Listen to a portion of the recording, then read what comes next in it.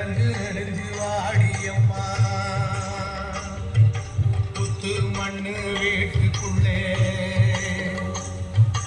குடியிருக்கும் ராகாத்தம்மா பச்சை பால் வாசம் பார்த்து வளைஞ்சு நெடுஞ்சு வாடியம்மா புத்த விட்டு வெளிய வந்தா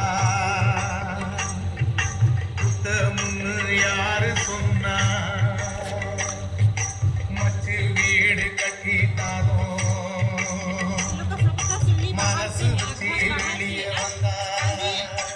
घर वाला जो सीढ़ी है लगभग बाहर